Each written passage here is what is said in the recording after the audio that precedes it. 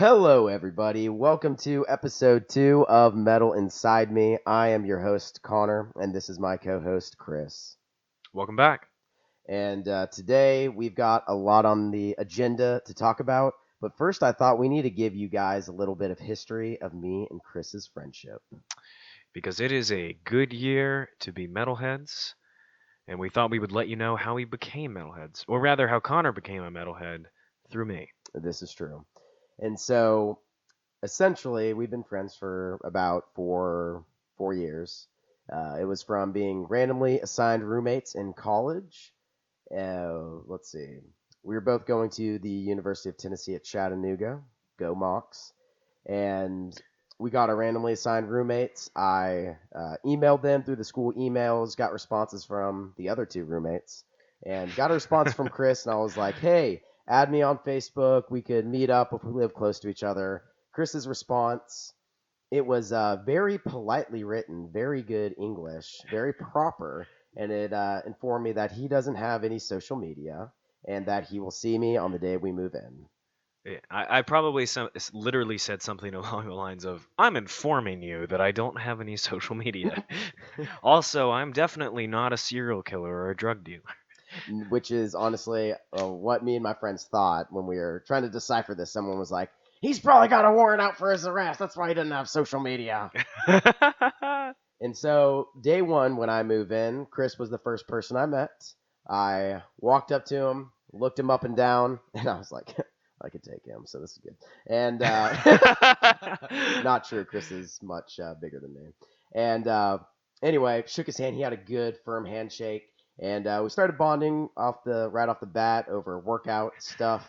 I was Chris's mom saw all the workout supplements I had displayed in my room. She's like, "Oh my goodness, come see Chris. She's got this stuff too." Yeah, except I really didn't. And I remember you came out of your bedroom and you were like, "Yeah, let's go see your stuff, man." And I got, like, what kind of stuff are you on? You got on creatine? I got all gym bro defensive. I was like, "Whoa, man! No, I mean, I don't have all of it here. I mean, I've got it somewhere else." And then what is actually funny about the first week of college? During the first week of college, typically there's people inviting you to all sorts of organizations and doing stuff. And me and Chris did everything together the first couple days, but we didn't talk to each other. Nope. We just walked around in tandem. The longest conversation that we had while we were wandering around going to parties and events was we were going from one party in search of another, and we couldn't find it. And I guess Connor was maybe like a little bit worried it was going to end or something. So he's like, "Hey man, let's get a little jog on. Let's get like a little." I was like, "Did you want to race over there? Let's get a little brisk jog." And before I could respond, he starts running down the sidewalk. So now I'm running down the sidewalk, trying to calmly explain to Connor that there's no way in hell I'm running across campus with him to go to a university party. Yeah. And also that first week of college, I had my Xbox 360 and Halo 3 set up, and all of us roommates were home kind of sitting there not talking, and I walked over, and they made fun of me for this for years later. I was like, hey guys, you guys want to come play Halo in my room? And we did. We did go play Halo in his room. Silently. just 4-screen multiplayer, running around in a circle, not saying a word to each other. Mm-hmm. And so, our friendship continued, and we ended up hanging out more that first semester of college. Now, Chris was doing something, which I'm going to coin this term. He was being a closet metalhead. I did not know that he listened to metal until, I guess we'd been friends for like 8 months. It was early the next spring semester. Yep. And what happened was we were in a Walmart at about midnight looking for chalk. That's right. Because we were going to go commit some things that would now be crimes. It's actually only against university policy now, so we wouldn't have actually really gotten in trouble. And it wasn't then. So this was the time when college campuses were getting in trouble for chalking political stuff. So we decided we're going to chalk some stuff like Ted Cruz is the Zodiac Killer. Right, and things along those lines. So we're in the Walmart, right? Looking for the tool of our chaos. And I was singing Before I Forget by Slipknot out loud in this cold, unpopulated Walmart at midnight. and Connor finished the chorus for me. You dang right And I did. I don't remember exactly how I engaged with him, but I believe you said, um, what is it? because You're just like, wait, you like Slipknot? I remember like grabbing you by your shirt lapels and being like, you like Slipknot? And I think I said, yeah, I guess. Now, at this point in time, I didn't even really know what heavy metal was. I knew that song from Guitar Hero 3. So I think I have been destined to be a metalhead ever since I was a little kid. And Because, oh, and why is it, Connor, that you did not become a metalhead after playing Guitar Hero 3? okay, so I'm in sixth grade. I was a very sheltered child, and I have an older brother who's a couple years older than me, and we're playing through Guitar Hero, and I get to Before I Forget, and I'm sitting there playing it by myself, and I was mesmerized after it. I was like, oh my gosh, this song is kind of scaring me, but I also kind of like it. And I just like really, really liked that song. So I called my brother in, who was also a sheltered child, and I showed him. I said, hey, brother, this is my new favorite song, and I played it for him. Hey, brother. And he looks at me after the song finishes, and he says, "What are you, a devil worshiper?" And I was like, oh no. And so I pretty much avoided that song. I still played it here and there. I played it enough to, I guess, have subconsciously memorized the lyrics. And so then Chris said that at the time, and that was one of the catalysts that got me to start listening to metal. Because also right at the time, it just so happened that so me and Chris, we bonded over working out. We'd go to the gym a lot. During that time, I wasn't listening to any music in the gym, and our college gym plays terrible, terrible music. It's pretty bad. Yeah. It's like Little Yachty every other song. Yeah. And so after the first semester, I was like, okay, I need to start listening to some music in the gym. And I had gone through the typical middle school rap phase and high school rap phase. And then I just kind of phased out of it, wasn't really listening to anything. And I just had a random thought. I don't know who told me to, or how I got this thought, but I was like, hard rock. That sounds like a good music for the gym. So I searched a hard rock playlist on YouTube, and I think Disturbed was on there. There's some Avenged Sevenfold, and then Chevelle, and so I was listening to those, and then like very soon after, the Before I Forget thing happened, and then the next day I listened to Before I Forget in the gym, and I was just like, oh my gosh, Yep. this is good stuff. And you had a moment where your gym playlist scared Oh, you, I right? did. You were I did. you had just popped the metal cherry, and what was the song that It scared was you? Dig by Mudvayne. Bury me. And so during this time, I was listening to it on YouTube, and of course, I had headphones that connected from my pocket to my ears, with my phone lit up in my pocket because you can't turn your phone off when it's on YouTube. Just lit up, playing the music video for these songs. I'm hearing Dig, and I'm like, oh, okay, like, dang, this is kind of scary, but I kind of like it. Pulled my phone out. Now, if you guys haven't seen the music video, Mudvayne, they dress up very weird. They're a new metal band. Yeah, very new metal. Yeah. And he looks like a devil clown, pretty Or much. yeah, something Something like that. Yeah. And I was like, oh my gosh, and I quickly changed the song after that. Oh man. Now, something I experienced that it's hard to remember this happened because I'm so desensitized to yelling and metal and everything. But I remember when I was first listening to metal that freshman year of college. I think that day in the gym when I re-listened to Before I Forget for the first time in many years. That I know I listened to Duality and Psychosocial. During the rough vocal parts of Duality, when he's like, "I push my phone," it's like it gave me this like anxiety slash like scaredness, and then he releases to the chorus, and it was just like, oh. Same thing with Psychosocial. I was leaving the gym, and he's yelling the verses, "I took my time," and then the rain will, and it was just like, oh, wow, how have I not discovered this music before? Oh man. Yeah. Now, Chris, do you want to give a little background on how you became a metalhead?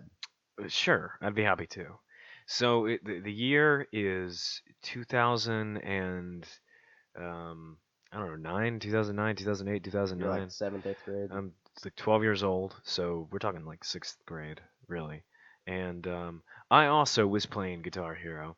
the time I was playing Guitar Hero World Tour for the Oh. Nintendo Wii. And I Which is also the worst way to play Guitar Hero. It it's doesn't pick true. up I the. know. I know. I It's a know. lag with the buttons. But you know what that one did have? What? It had Scream Aim Fire by Bullet for My Valentine. And the first Oh. time I played that at 12 years old, I was like, yeah, the death toll is higher. And Yeah. and then I got on YouTube. I had a laptop at the time that was my own, and I started going through Bullet for My Valentine's catalog. I heard all of the stuff that was out at the time. I guess it was whatever their songs are. I don't listen to them very much anymore. And then the associated bands, 3 Days Grace, Breaking Benjamin, radio rock, like almost metal stuff. And then, of course, Slipknot and the new metal bands. Um, I had been briefly exposed to Korn before because I remember reading some comic books that were way too old for me when I was like 8 years old. And there was an advertisement for a Korn album in one of them. Wow. Because this was at the height of new metal, this was like Mm-hmm. 2004 or whatever, And Freaking kilt, man. yep. And so I had seen the Korn album before, but I hadn't heard to them, and I listened to their music. So yeah, I think the takeaway here is that new metal might be the gateway drug. I think you might be right. As cringy as it is, I think new metal might be the gateway drug for young people. So is Disturbed considered new metal? Y- Their y- early stuff. They're in that wave at least. that first album definitely is. Yeah. And I do remember in high school. So I've tried to think about any metal songs that I might have heard in high school. I definitely heard Down with the Sickness, and I'm like, yeah, ooh, ah. And I was like, dude, this is dope. Yeah. I'm also very disappointed in high school. I definitely had quite a few friends who liked metal, because a lot of them senior year would walk around and scream, "I did my time," and I never asked what they were talking about or anything. And these were like some of my good friends, and now I know what they mean. They did their time. And now that I'm a huge Slipknot fan, I mean, I wish I would have been able to talk about it with them, and all of us would have been jamming Slipknot in high school. But Right. you Yeah. become a metalhead when you become one. Yep. I had some metalhead friends when I was a freshman in high school, but then I moved and I lost them all and didn't have any metalhead friends until that fateful night in that Walmart when you That's finished true. the Before I Forget chorus. I can remember being around 13 years old, and my friend, whose name was Chase, I remember him showing me the opening to Angel of Death by Slayer, where he does that ridiculous high pitched yell where he's yeah. I can't even do it. I have very distinct memory of that. Um, but yeah, man, we're here now, We're and here now, and we it's so cool because pretty much me and Chris's entire friendship, we've gone on this metal journey together. Because when we first became friends, I mean, me and him would not listen to anything that was like deathcore or death metal. That was like, yeah that was something else, a little too had, heavy for us. had to get the feet wet, Exactly. And we just like, it's been so cool to slowly discover all these new bands together, and then also go to our first metal shows together. We've been to every metal concert that I've been to with Chris. Same for Chris, except you know what I'm talking about. I've seen Ghost. He saw Ghost without me because I was out of town. Yeah, that was a fantastic show. I know. I saw them in a closed indoor theater. It was very theatrical. It was wonderful. Mm. I know there are a lot of you out there that don't think that Ghost is metal. You can go home.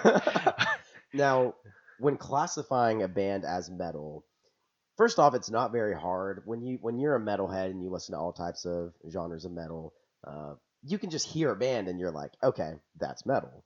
Now, people who don't listen to metal don't understand this, but one of the main criteria, I believe, for making a band metal is theme. The Sure. theme of their show, their lyrics, everything.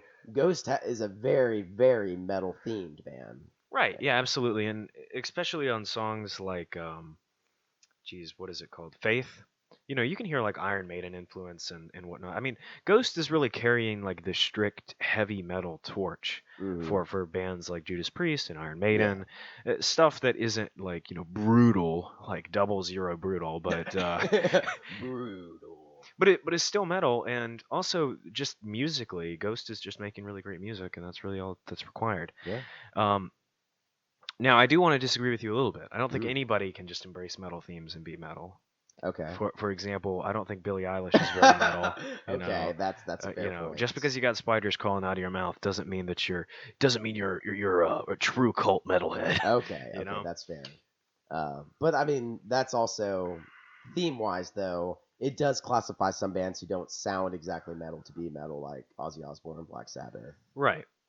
And this kind of leads us into today's second and biggest topic, which is the recent inclusion of things from metal culture into the mainstream, into pop Mm, music. yes.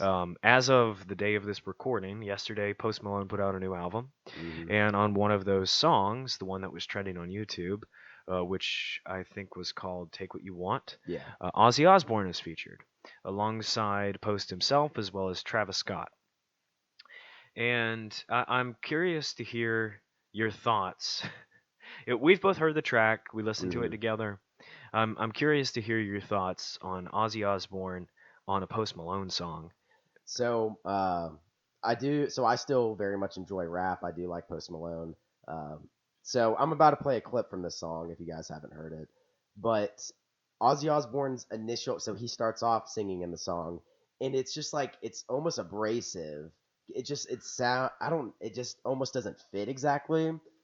Then Post part and Travis Scott's part are great. When Ozzy comes back in though, maybe they've got more things going on in the song. They have drums going on, and it fits much better Mm. overall. And then there's a sick guitar solo in the end. That I think is played by Post. I Yes, don't know that, but I think so. but he is a guitarist, and he started his music career being a guitarist for a metalcore band.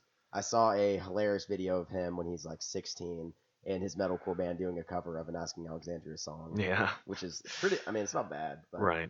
all right, we're gonna play just a second of the Ozzy Osbourne initial part and take what you want. Okay.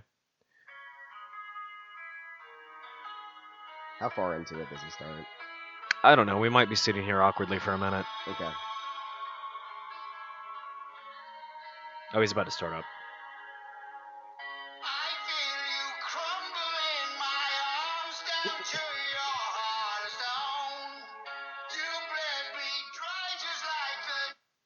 This very much sounds like Ozzy Osbourne, Yeah, but without all it's the metal typical stuff going on in the song. It's just it's kind of like, it's odd to hear him unaccompanied by Black Sabbath mm, or the folks in the Ozzy Osbourne band. mm, Um, it's abrasive, but his vocals don't sound any worse than they ever no, have. no, It's just a really strange context. yeah, it is. Um, I think that's awesome though to see someone like Post Malone collaborating with arguably the father of metal, right. Ozzy Osbourne. Yeah.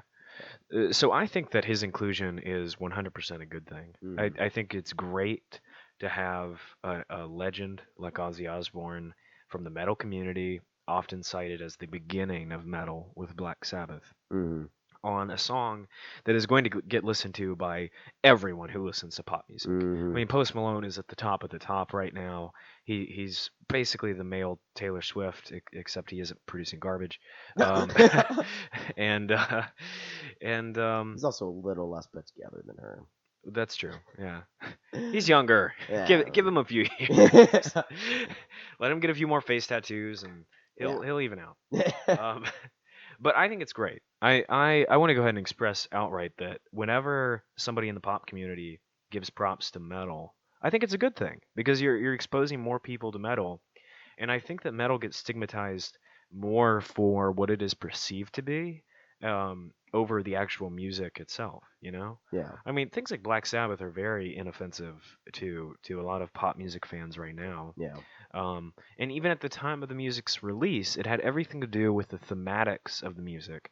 People pushing back against it, had Christian groups, parent groups, things like that. Mm, It had to do with the perceived message over the actual quality of the music. mm. And now we live in a society where, you have rappers like X and Scarlord who are embracing darker themes. Hmm. Um, and so it's a little more accepted in pop, like even Billie Eilish, right? Like people Yeah. like the darkness now, Yeah. and And since that's our current musical climate, I think it's great to bring somebody like Ozzy Osbourne on board, Mm. so that maybe somebody will go and listen to more of his stuff, especially if you like that song. Yeah, yeah, I agree.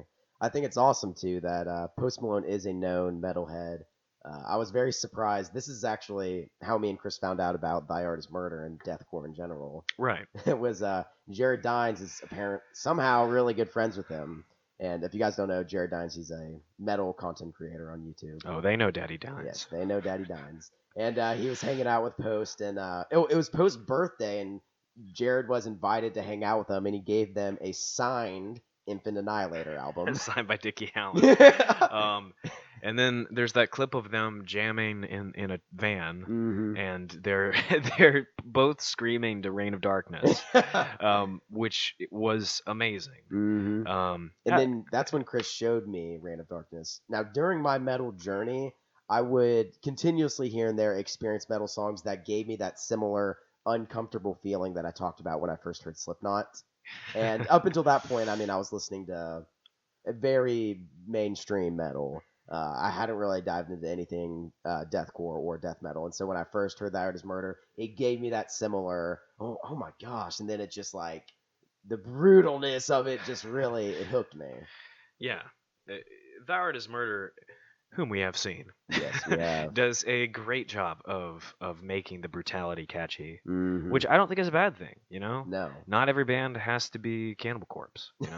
it's true. You don't have to go full death metal or grindcore. Mm. You can make the song stand out in a way where you want to hear it again. And now at this point in me and Chris's metal journey, I don't think I don't think there's any metal out there that is too heavy for us anymore. Oh no, No. Uh, I mean, like honestly, me and you both like Infinite Annihilator, and I mean, does it get heavier than that, Chris? slam In ways, slam kids would say that yeah it does. I I mean, don't even know what that you, is. you What is a slam kid? we'll get into that another time. Okay. Slam is a genre, but Oh.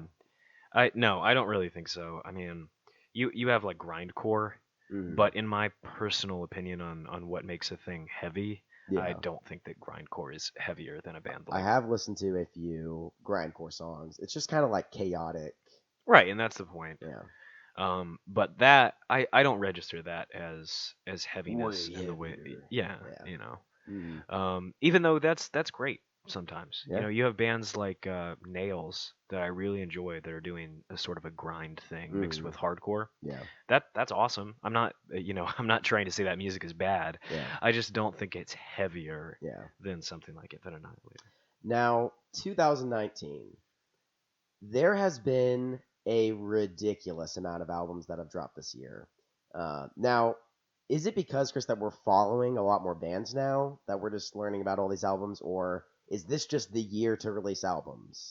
I think both of them are true. I mean, Yeah. in the past, there definitely would have been years that we would have been more privy to what's Yeah. going on. Yeah. But I think that this has been a particularly good year. Off the top of my It's head, Whitechapel, The Art Is Murder, Slipknot, Tool, Periphery. Help me out here. I mean, Wage War, every single day I get up and Knocked Loose. I see more stuff Yeah. that's coming out. Shadow of Intent.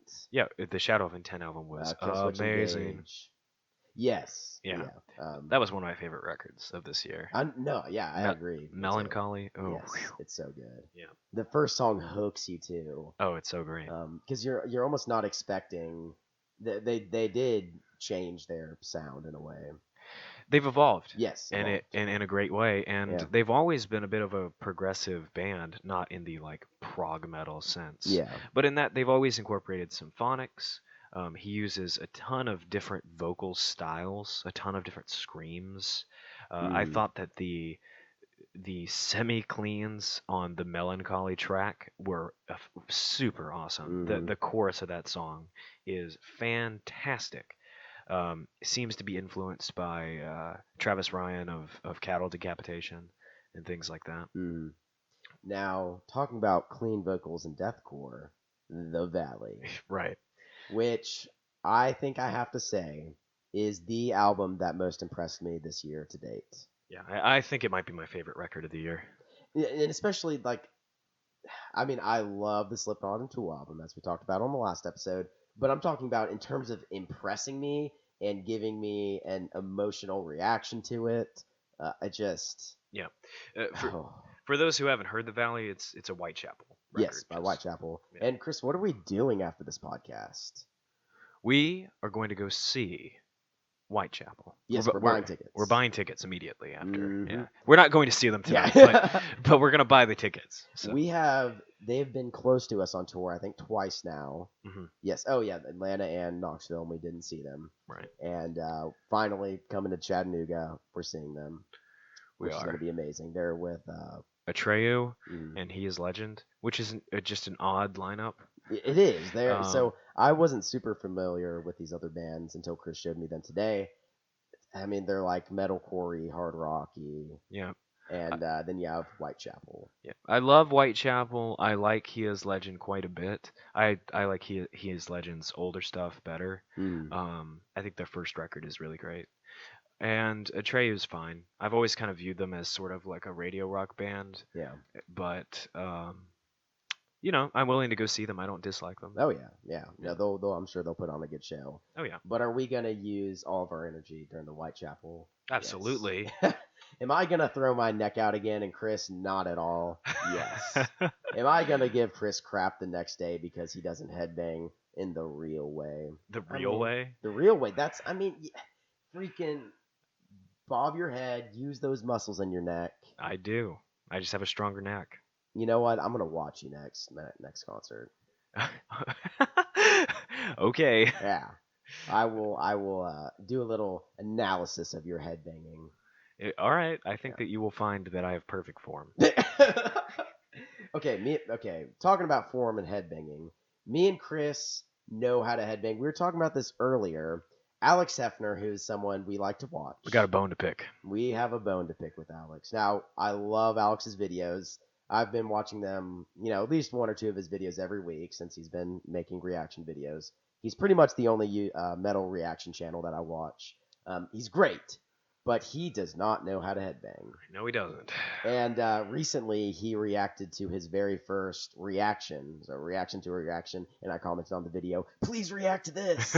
And his biggest comment was, now during his first video, he had no idea what he was doing with his head. He was giving like a shake thing, shaking it back and forth, kind of like what you do with rap. He's like, what are And he these was feelings? like, dude, this is so cringy. I had no idea how to headbang. And I'm like, Alex, look at your last video. You are not in tune with the drum. Like, you're not going with the music with your headbanging. Yeah. When he does it with his friends, who they've been reacting to, mainly Slipknot together, they're not even doing it together. They're like off headbanging together. Yeah, he's having so much fun though. It's just I mean, I think that's the reason why I love his videos, is because I mean, he's having so much fun. He has such high energy. He's funny. And it's been so fun to see him like become a metalhead. Oh yeah. From watching that first video, that he essentially said, "Wow, this is pretty dope. I can appreciate this. Not something I'd listen to all the time." And now look where he is now. Yeah. That first video is Duality, right? Yes, I it think, is. yeah. Yeah. And now he's getting down with Make Them Suffer and all kinds of great stuff. So And his opinions sometimes surprise me. Like very early on, within his first like 10 or so, he was reacting to Parkway Drive, and he loved it. yeah. And they did, he said, he really likes the clean vocals and stuff. And they yelled during that entire song, and and he liked it. And then some songs where I'm like, dude, he will love this. He hates it. It's interesting just to hear his opinions and his perspectives on it. Yeah. Yeah, it's really nice. Yeah. So what's the next thing we're going to talk about?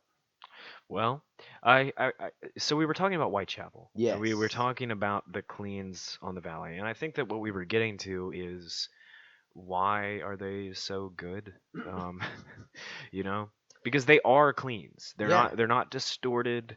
Travis. Bill Bozeman is just, I mean, he can sing and he just never has. Yeah, Until he except did for it- on Bring Me Home. Yeah, Bring Me Home, he did it there. But besides that, he's just been freaking, this is Yeah, and it doesn't come off as metalcore. No, at it all, doesn't. It's like anything in any good song, the cleans in On the Valley seem absolutely necessary to the Mm-hmm. piece of art. It's what he's doing because it's what the song calls for. Mm-hmm. So maybe that's part of the reason why it works so well. Yeah. um And he's not doing cleans on the whole album. It's like no. 3 songs. Yeah. When a Demon Defiles a Witch, Third Depth, And Hickory Hickory Creek. Creek. And Third Depth, dude, we heard that and we were like, Maynard? He does sound quite a bit like Maynard James And Keenan. it's awesome, and it works. It does. It works super, super well. Like, that kind of stuff right there. Whitechapel's whole catalog is straight deathcore, besides the early stuff, more death metal. But this album just surprised everybody with its variety. By the way, I know everybody's going to disagree with what Connor just said. What? Explain. You said the early stuff is death metal. Yeah.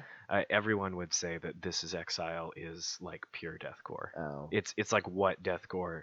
Okay, the reason I should say be. that, if you look at the album cover and like the theme of what they're talking about. Oh yeah, well, everybody's going to call you a plebeian. Oh, what is a plebeian? Oh man.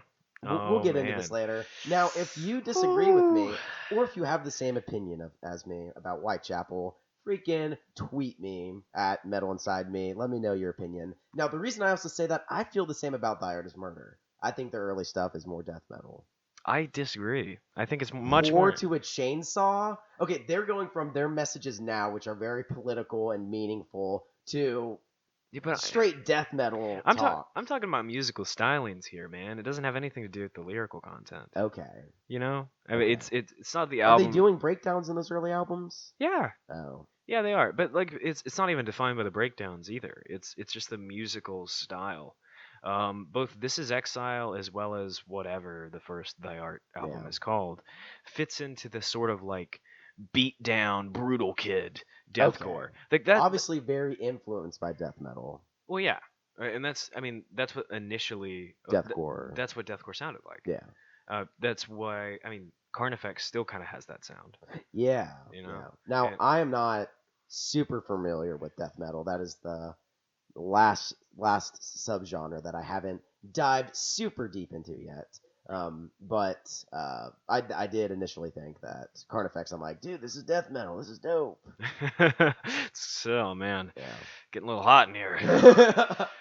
But I was as of recently, I've been listening to a little Dying Fetus and some Cannibal Corpse, because like I listen to like Hammer Smash Face and I just doesn't tickle my metal bones in the right way. Most of it is that the production's bad. Well, yeah, it's very old, and just the vocals, it's like a monotone yell the entire time. Yeah. There's no emotion behind it. It's not just yeah.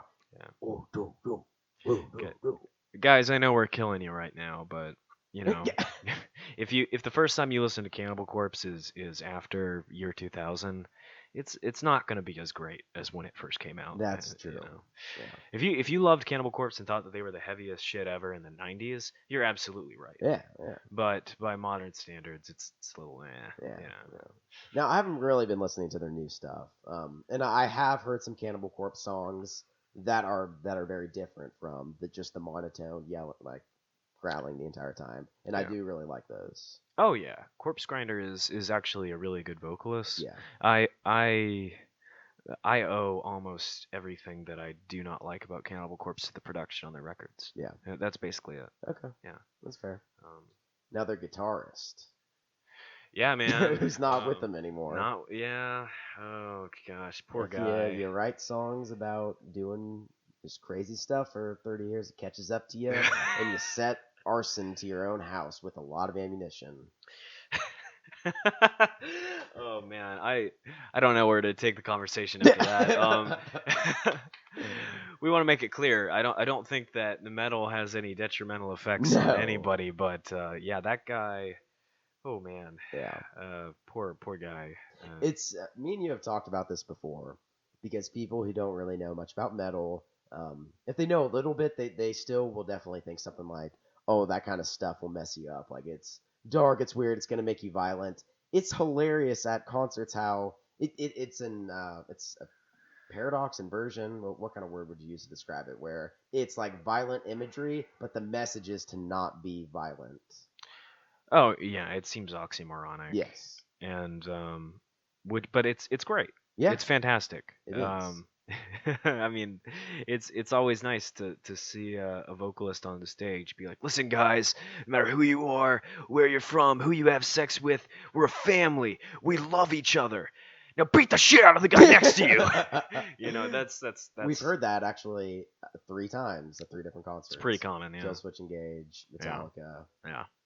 When we were at the Metallica concert, some hype man guy was up there before Metallica came out. Oh man. And he was like, "Hey everybody, who here has long hair?" And this is a stadium of 40,000 people. And people are like, "Yeah." He's like, "Who out there has tattoos?" Everyone's like, "Yeah." He's like, "Who's drinking?" Everyone's like, "Yeah." He goes, "Who's having sex tonight?" And I looked over at Chris and I kind of raised my eyebrows. I'm like, Yeah, everybody in the crowd just went from "yeah" to Me and Chris are not in a relationship. We are both straight guys. We're just 2 dudes hanging out in a hot tub 8 feet away because we're not gay. Yeah, man. Do you have any idea how hard it was to set up the mics in here? And he always wants me to wear pants. It's ridiculous. It is hot in here, but it's getting pretty toasty, you know. Little perspiration, makes you focus. The opinions are getting a little spicy. Things are getting a little heated. In a lot of different ways. And at least 3. I want to reiterate, we're not in a relationship. We're not. But it's funny. I brought this up to Chris just like yesterday. So we've been friends for 4 years or so. We've gone out to eat many times, just the 2 of us. We've gone many places together. And I always wonder like how many times people like see us and think, We had a homophobic old man sneer at us in a Publix Oh once. my gosh, yeah, we did.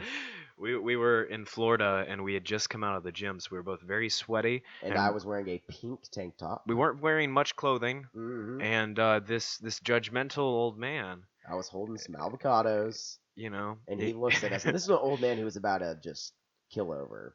Yeah. He looked me up and down. And Chris saw him do this and just like shakes his head and walks off. Yep, just shook his head and walked away. And I was like, man. Dude, Chris got pissed and he told me what happened. I'm like, what?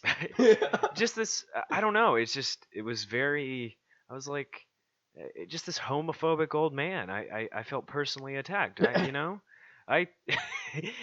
that moment, I was a gay man that was being criticized by an old conservative white guy. Oh gosh. Yeah, but many times when we've been out to eat, we've been asked, so 1 check or 2 checks? I'm not. Even if we were in a relationship, you paying for yourself, boy. Oh man, yeah.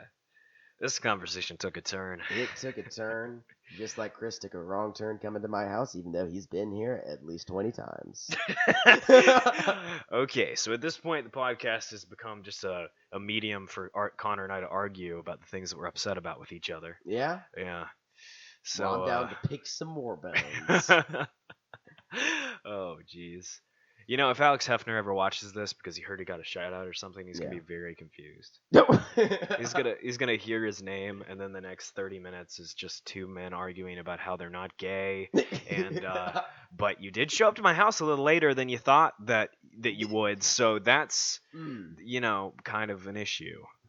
I mean, dog sitting, man. Yes, we are dog sitting right now. Dog sitting. Yeah. And okay, let's get back on track here. And before we wrap up this podcast, we got a couple more things we need to hit. We got to hit gatekeeping and metal. Now, Chris, can you give everyone a definition of gatekeeping? So I think that a simple way to put gatekeeping, regardless of what you're referring to, is it's where you defend the thing that you love by holding the ideology that there's a specific type of person or a specific way of approaching an item. Yes. In order for you to access it, right? Now, I'm going to give a good example of this. On Reddit, there's a r/gatekeeping subreddit, and this is just a very good example. Someone posted on Facebook, "Oh no, my dog died. I'm really sad." And someone commented on it, let me know when you lost a child, then you'll know what sad is. Right. They're So gatekeeping sadness, gatekeeping like sadness. Yeah. unvalidating that person, saying no, you Yeah. can't be sad because it's not to this level. Yeah. A simple way of putting it, a simpler way of putting it is my version of this thing is Mm-hmm. the pure version, Mm-hmm. you know? Yep. And so your diluted, immature baby version of what I'm into is not the Yes. real thing. And- It's like if you had somebody who exclusively listened to grindcore, Mhm. heard like Nails or something, and they're Yeah. like, oh no, that's too accessible. That's not real grind. Exactly. You turn your hat around backwards and you're like, listen, buddy. And so what we are encouraging you guys to do is try not to gatekeep metal to other people who might be little babies on their metal journey. They might be only listening to Disturbed and Korn. Yeah. And what we want to encourage you guys to do is not be a metal elitist and say, "Oh, hold up. You're not listening to real metalhead. Call me when you're into techno grindcore." Yeah, if there's I'll use like a stereotypical example, right? If some 15-year-old girl thinks that Pierce the Veil or Asking Alexandria is the best thing ever, like, it's okay. Yeah, Let it happen. let that. Even if they don't get into heavier stuff, it doesn't matter. Yeah. It's just They're a part accept of the them. metal, Yeah. punk, rock community Yeah. by being into those types of bands. Right. And so we're trying. Another big point of this podcast is we're trying to spread the word of metal because it really does improve people's lives. And there are a lot of people out there who would like metal if they heard it and would get into it like we do. Me and Chris are very passionate about metal. Absolutely. And we're not trying to make it mainstream or something, but there's a lot of people who would benefit from it, Yeah. who would like it if they heard it. I'll give a specific example of late that kind of bothered me. Yeah. I expressed on the last podcast, and I'll express again. I love Tool. I think Tool is great. I love Maynard James Keenan. But this summer, Justin Bieber posted a thing saying that he liked Tool or whatever, and directing whoever followed him on Twitter to listen to The Pot. Mm-hmm. And Maynard James Keenan responded to it by saying #bummer. Oh. And listen, like Justin Bieber's wife or whatever got all upset about it. And I'm not trying to get into that drama. I don't think that this should be a crossfire, but I think that's kind of a dick thing to do. You know? I mean, I think Maynard should have been like psyched, like, oh, this guy who you wouldn't think is into any sort of metal thing. He's a pop singer. He's encouraging people to come listen to this. Yeah, I see. I don't like Justin Bieber, and I don't like his music, but he's super popular, and he's just giving props to your band. And not only is he just giving props to your band, which I think the appropriate course of action should have been to just do nothing, just let it happen, because it's somebody just giving you a compliment, and there are millions of people out there that saw that and probably clicked on that link and heard The Pot. And out of all the people who heard The Pot, a good number of them probably really liked it. Oh yeah, for sure. So that's great. I mean, we're supposed to welcome people into the metal family, guys. Exactly. Mm-hmm. And that's why we named the podcast Metal Inside Me, because there is some metal inside all of us. Mm-hmm. And as Chris said last episode, metal is for everyone, but not everyone likes metal, and that's fine. This is a very wholesome podcast, guys. Family friendly, PG clean. Mm-hmm, that's right. Besides a few curse words that have been said, and we'll probably be playing clips from metal songs with very explicit lyrics. But hey, you can play this around your grandma. Doesn't matter. Yeah, man. Doesn't matter. We're like, doesn't matter. Doesn't matter. He's tapping into his hip guidance counselor. I've got a whole list of little hip sayings, so just stay tuned for that. And lastly, on the same thread as gatekeeping, as we said last episode, we're going to talk about Bring Me the Horizon. We are, and I wanted to talk about that rock band. The rock band. I wanted to talk about Bring Me the Horizon specifically because we've been talking about change in music. In the last podcast, we talked about Tool's sound, and people don't think it's changed enough. We mentioned Whitechapel, the introduction of cleans we thought was great. And Bring Me the Horizon notoriously sounds nothing like they did a decade ago.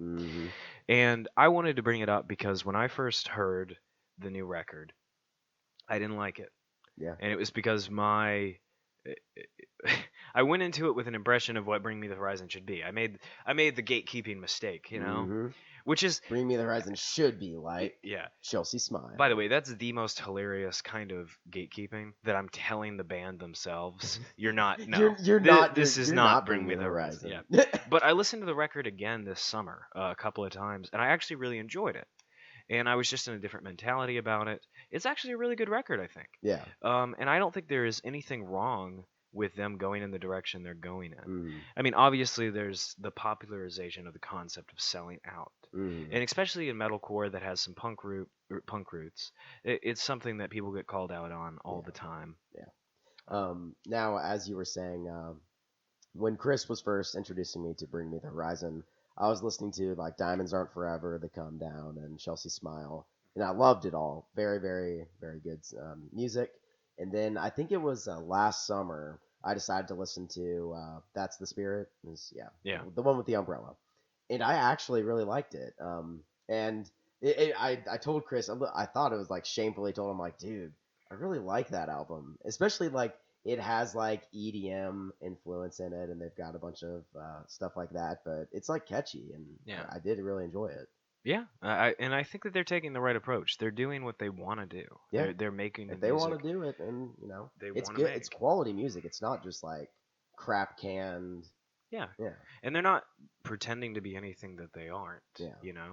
They're really leaning into what they want their art to currently be. Yeah. I think that even the little decisions they've made, like having Ollie Sykes share vocals with Jordan Fish, I think is his name, is the Hmm. keyboardist. Oh, okay. Dividing up the vocals. I think that works very well for what they're Yeah. doing. And look, man, you can't be a scene kid forever. Like Yeah. being a metalcore kid is really only appropriate up to a certain age, and that's just awkward. Yeah. And I'm not saying you can't make the kind of music you want to make. I mean, if you want to be a metalcore band and stay a metalcore band forever, that's great. Parkway Drive, awesome. Yeah. Still metalcore as hell. Still fantastic. Architects. Architects has only gotten better. Yeah. Holy Hell is one of my favorite records. But if you think that it's time for you to go in a different artistic direction and you execute well, I think that that's totally fine. Yeah. And I think that you know, if you're a fan of a band, support the band. You don't have to be dishonest if you don't like a record. Like if you didn't like Ammo, that's fine. And you have your reasons for it, that's also fine. But if you don't like the record just because it isn't heavy enough, Yeah. maybe you should assess the reasons why you're standing up against the record. Yeah. Because if it's for the purpose of gatekeeping, or if it's because you just can't let go of what they used to sound like, I would say that's a negative thing. The older records haven't gone anywhere. Suicide Season, you can still listen to it. Sempiternal, you can still listen to it. And if you don't like Ammo, don't listen to it, but don't give up on the band because they're definitely still making great music. Yeah. And for this new album, the reason I haven't listened to it all the way through was Mantra was the first. Now, do you like Mantra?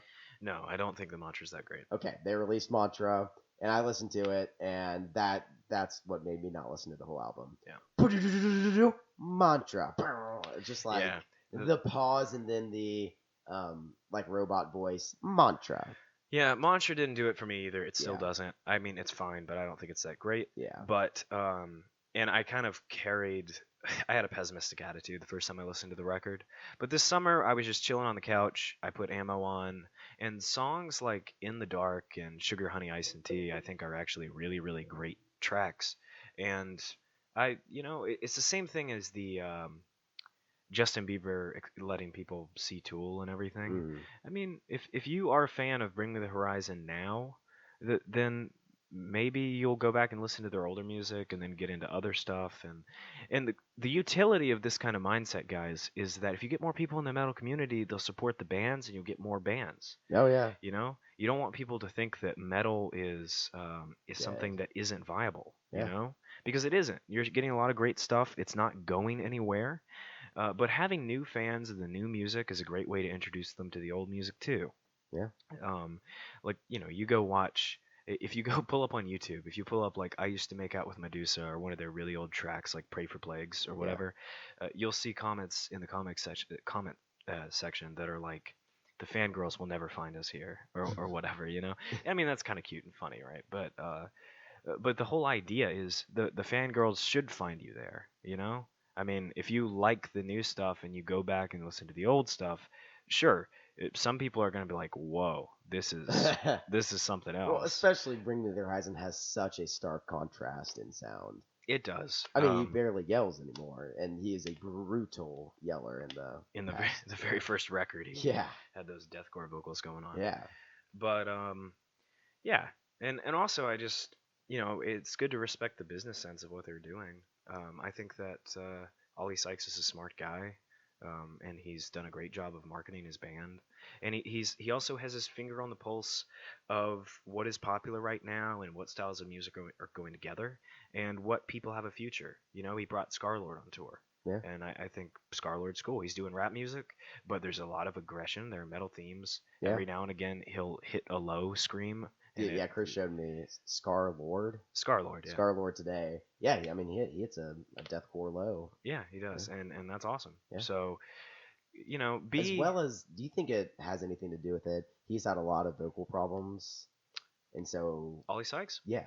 Oh, yeah, I think that he's probably like, I can't do this. He probably can't do the old screams anymore. He doesn't scream properly. Yeah. My one criticism of Ollie Sykes is that he's not the best vocalist, but he is a great frontman, and the vocals that he does work very well in the context of what they're trying to create. And really, that's all you can ask for when you're making music: is does what I'm doing serve the song? That's the question you got to ask. Yeah.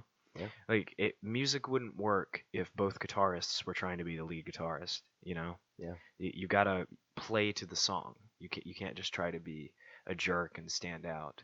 And that's part of why Ollie Sykes is a great frontman, is because he's doing what he knows he needs to do in order to make the song work. And that also leads to some really cool stuff. I saw that on this tour cycle. You actually don't know this, so this will be news to you. All right. On this tour cycle, when they've been playing The Sadness Will Never End, which I showed you earlier with Sam Carter, they've actually been bringing Sam Carter out. He's been playing. Yeah, he's been playing that song live with them, just that song, and that's awesome. Dude, that's so dope. And I've watched the recordings. Sam Carter's picking up parts that Ollie Sykes does on the recording, but it's great. It's a great vibe. It's awesome. I know vibe is a stupid word, but you know what I mean. Yeah, And so, last thing I want to bring up today, me and Chris have briefly talked about this before. Chris, do you think, now the answer to this is clear, but I'll change the question. Do you think Slipknot is at the level of Metallica right now? I don't think they're exactly at the level of Metallica, level of fame and notoriety, but do you think they will be given another 10 years? So to the last question, I say yes. You say they are. No, okay. I think they will be. Yeah. Because I think that part of what makes Metallica is longevity. Mm-hmm. You have to remember that there were times when Metallica sort of dipped in popularity, in the 80s. Yeah, it's Saint Anger. Oh man. Yeah, what music video is the one in the prison? I don't remember. Oh gosh, it's handlebar mustache too. It's I mean, Metallica has not always been on the top of their game, on the ball. Yeah. But the longevity and the legacy is what makes them Metallica. The fact that they're still doing it, and I mean, they haven't really been at the apex since the late 70s, really. I mean, like since those first couple of records. Sorry if they weren't in the late 70s and I got the dates wrong, but you know what I mean. Yeah, we know what since they've been doing thrash metal, yes, it really hasn't been as great as it was, but they've sort of become Metallica over the years just by their longevity and by having a following. I think Slipknot will do the same thing. I think by the time that Corey Taylor is 60, Slipknot will occupy that place. Which is amazing because it is a heavy band that is not as accessible as Metallica. Yeah, and part of what Slipknot's doing that will allow them to get there is that they're continuing to release music. And it's great music. There are other bands like, say, System of a Down, right, that are legends, but will never achieve Metallica level because they have like a couple albums out, and they haven't released one in 13 or 14 years. It hasn't been like 2006, something like that. Yeah. So System of a Down will never get there. They'll never have that level of prestige because even though I don't know a single person who doesn't like System of a Down, Yeah. they just haven't released music. And so Yeah. you're just going to kind of fade into the background. Now, we love System of a Down. They're never going to disappear because the music they have put out is so great. Mm. But if they can't get together and make more, Are they which going to? I Like, doubt it. uh, Yeah, I mean, there are rumors like every other day, and the bassist, I think, often says that he thinks they'll get back together or whatever. are they like But broken up?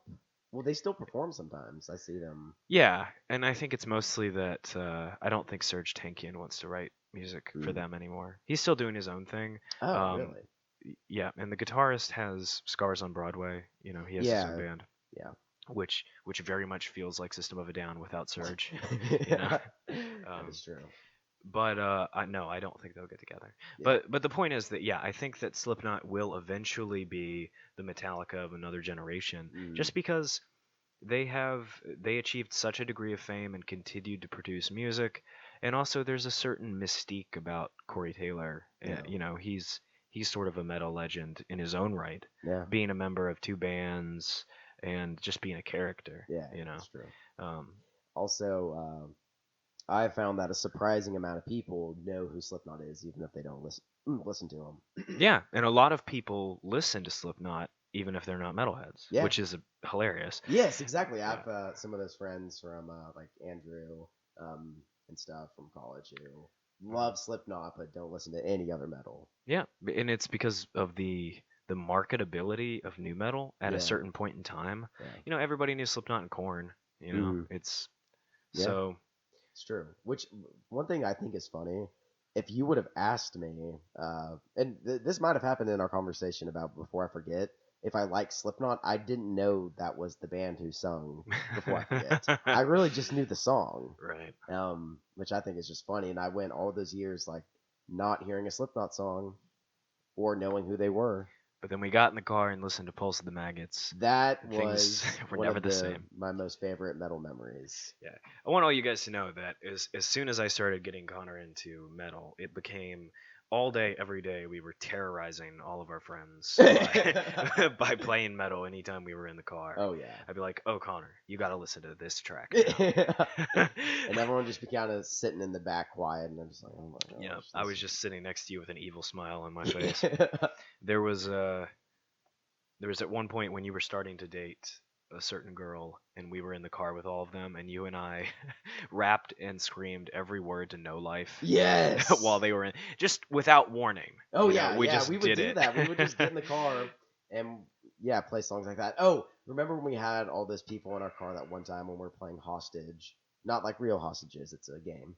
And we got in the car. You had self-titled the CD in your CD player in your car, and you turned around and said to one of the girls, you were like, pick a number between 1 and 14. Yep. Whichever one they picked, we played that Slipknot song. Yeah. And before we played it, one of the girls goes, they're like, what is this? And some girl goes, I bet it's headbanger music. Yep. And then, guys, hold up though. It turned out we discovered a metal fan in the car. We did. And so this is something I've discovered. If you just talk about metal, you know, when I meet people, ask them what kind of music they listen to, and I bring up I listen to metal, you will find a lot more people like metal than you think. There's a lot of closet metalheads. A lot out there. of closet metalheads. I bet a lot of you guys are closet metalheads. And you guys just come on out. Tell your friends that you like metal. Let everybody come out as a metalhead. Mm-hmm. It will change your life. We promise you'll be happier. Yes, exactly. So if you've actually listened to this all the way through, thank you, because kind of don't think anyone's going to listen to this. But, you know, within these future episodes, we will talk about what you want us to talk about. Tweet us questions at Metal Inside Me. DM us on Instagram at Metal Inside Me, you know. Yeah. We'll talk about stuff. You can ask us questions about our personal life. We may or may not answer them. And, yeah, that's about it. We'll talk about whatever metal bands and songs you want us to talk about. Guys, we know that we're laying on the cringe. Yeah. This is only our second This episode. is we're breaking it in. We don't really know what we're doing yet. We're getting on the bicycle. We're learning how to ride. We got some training wheels on, but you know, we're learning. If you have listened to if you're listening to this, if you've made it all the way to this point, thank you so much. Yes. We're not making any money. This is just something we're doing because we really wanted to do it. Yeah, We and honestly, I just love talking about metal. Me and Chris talked about this a lot in college. We're like, we could do a podcast from like all these conversations we have. Like this So- is just a typical like conversation me and Chris would be having if there weren't microphones here. So here we are. Here we are. And if you guys enjoyed this, if you feel like you have a couple of new metal friends, you do. And Yeah. please reach out to us on our Twitter handle or whatever else we have. Connor's managing the social media. Because we would love to hear from you. We're small enough at this point where if you hit us up, we will almost certainly respond to you. Yes, this is very true. So feel free. And also, I mean, if you look at our social media, our Instagram page, it is basically just memes. Oh yeah. If don't worry, it's if you go to our social media page, it is not me doing like metal ASMR or anything. It is it is nothing but memes, mostly about Knocked Loose being Elmo. But he does sound like a dog mixed with Elmo. Love it.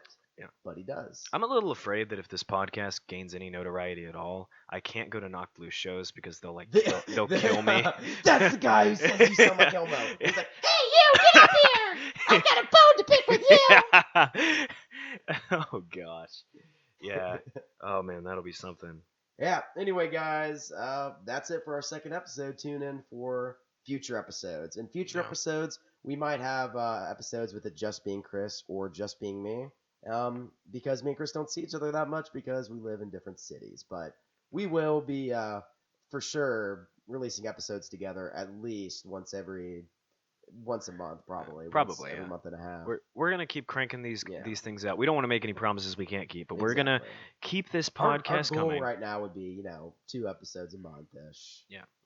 And basically what you can expect from this podcast is both of us are super plugged into what's going on in the metal world right now. So we'll just be talking about current events. We're going to be reviewing albums. We're just going to be discussing opinions. You're going to hear some personal stories probably. Yeah, just joking around and having a good time. Yeah. So if you're having a good time, please come back. Yeah. Peace.